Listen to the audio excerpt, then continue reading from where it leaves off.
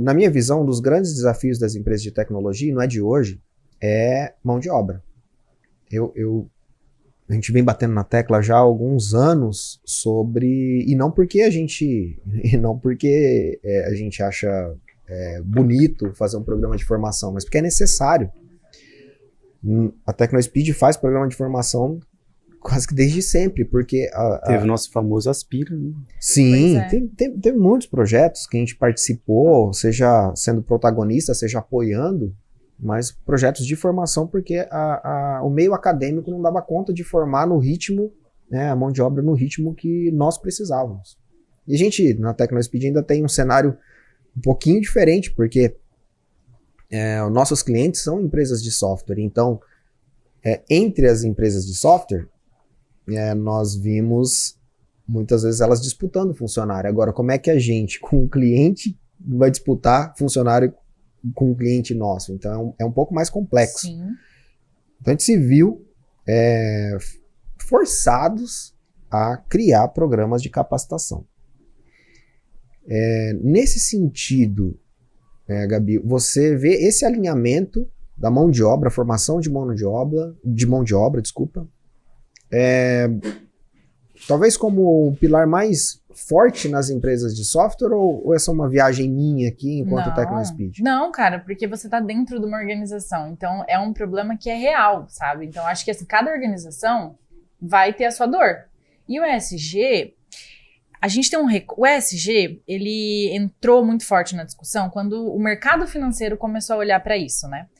Mas quando o conceito mais abrangente, que é a sustentabilidade, deixava a gente um pouco confuso, assim, enquanto empresa. Porque é isso, o ESG, ele vai te dar um norte daquilo que é problema para o seu negócio e oportunidade. Como que você vai alavancar essas questões, sabe? Gerando impacto bom na sociedade. Aí você trouxe um problema que é real, é latente, dentro do ecossistema como um todo, e alguém precisa pensar numa solução para resolver isso, certo? E aí você encontrando uma solução que seja boa, você vai gerar mão de obra, você vai capacitar pessoas, sabe? Sim. Muitas pessoas podem sair de uma situação de vulnerabilidade social participando de um programa como esse, fazer carreira numa empresa estruturada como a Tecno e ainda nivelar mercado. Então, assim, super Eu acho que quando a gente fala de ESG, parece que tem práticas específicas que você precisa dar um check. E não é isso. É o contexto da sua organização. Que problema hoje tem na sua organização? Legal. Esse? Bacana. Como vocês vão resolver? Cara, resolveram dessa maneira. Ou seja, eles promoveram impacto positivo e resolveram um problema de negócio. Sim. Então, a ESG sempre tem que estar atrelado a isso. Eu acho legal esse exemplo da mão de obra, por quê? Para concluir que a minha linha de raciocínio. Porque do que eu vivo na prática com as empresas de software, toda empresa tem um mínimo de programa de capacitação. Um mínimo. Porque no cenário de uma pequena empresa, uma microempresa, tem lá 10 funcionários, uma pequena empresa de software. O que acontece? Ela muitas vezes não tem dinheiro para competir com as grandes empresas, para disputar salário de grandes empresas. Mas ele se posiciona numa posição ali de formação, porque ele pega estagiários, contrata estagiários, forma aquele estagiário que já começa a dar algum retorno para a empresa dele, mas já traz uma formação. Então é a única estratégia que ele consegue executar de contratação de mão de obra, em função do mercado até inflacionado por conta da escassez de mão de obra qualificada, né? Agora, um outro aspecto que eu percebo também, e eu não sei se vocês compartilham comigo, a gente tinha um estereótipo na área de tecnologia de homens ou jovens, né? Aquele estereótipo ali.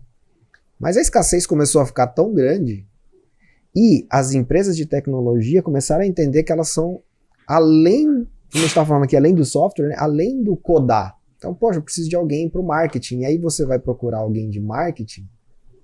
Cara, tem uma galera aqui masculina, mas tem uma galera muito boa feminina e é quase que natural começar a trazer outras...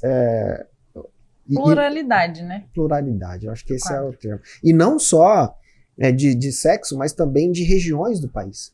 Regionalidades, é muito rico isso. Então, eu acho que, como você falou, né, ou vem pelo amor ou pela dor. Talvez não é um negócio forçado. É um negócio que o mercado vai trazendo essas circunstâncias, a gente vai se adaptando, e de repente já estamos tendo práticas ESG, tendo algumas políticas que inconscientemente já são para trazer uma longevidade para a empresa, mas não são categorizadas dessa forma. É o que eu estava falando, Diogo, que a TecnoSpeed agora está fomentando o processo, o nosso trabalho é organizado dentro das caixinhas ali que a gente já faz. E um negócio interessante que você falou, que essa questão da dificuldade da mão de obra, que o pessoal ficava se pegando por causa de funcionário. E essa preocupação que a TecnoSpeed tem de não fazer essa prática, de buscar o funcionário no cliente ou de outras empresas concorrentes, ela faz parte da ética, que faz parte do ESG. Puxar um gancho para né? destacar também, Legal, assim, as então. relações justas entre, enfim, até concorrentes, né? Então, a gente está falando de cada vez mais precisarmos colaborar, né? Então, beleza, temos de fato concorrentes, temos as questões de negócio naturais do mercado, mas uma empresa, uma software house ou uma empresa de pequeno porte, ela não vai ter a mesma condição de uma TecnoSpeed de construir um programa de capacitação de mão de obra.